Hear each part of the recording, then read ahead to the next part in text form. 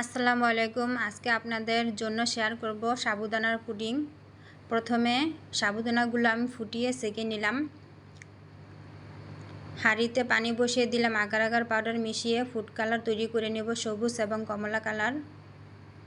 1 ঘন্টার জন্য ফ্রিজে দিয়ে দিব।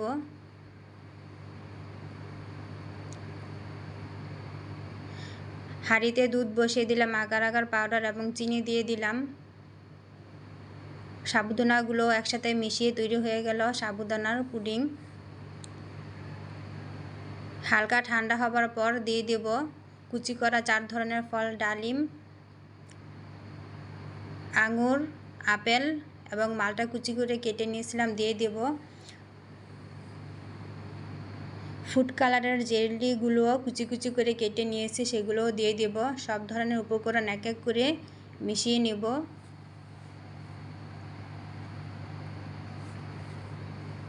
খুব সুন্দর দেখাচ্ছে এবং ফুটে আছে সব ধরনের ফলগুলো।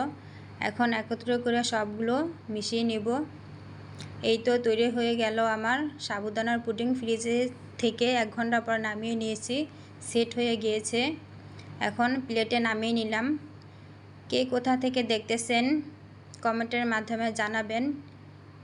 এই পুডিংটি স্বাস্থ্যের জন্য খুবই হেলদি এবং স্বাস্থ্যসম্মত।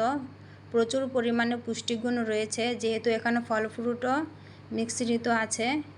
আপনারা সবাই বাড়িতে তৈরি করে সকালে মিলে খাবেন। আমার এই ভিডিওটি কেমন হয়েছে কমেন্টের মাধ্যমে জানাবেন। সাবস্ক্রাইব করে আমার পাশে থাকবেন, লাইক কমেন্ট এবং শেয়ার করবেন। লোভনীয় স্বাদে তৈরি হয়ে গেল সাবুদানার পুডিং।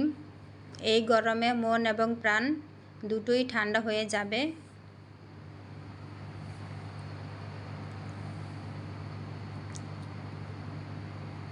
মজাদার এই পুডিংটি খুবই স্বাস্থ্যের জন্য উপকার এবং বাচ্চাদেরকে দিলে অনায়াসে তারা খেয়ে নেবে। দেখতে খুবই আকর্ষণীয় হয়েছে।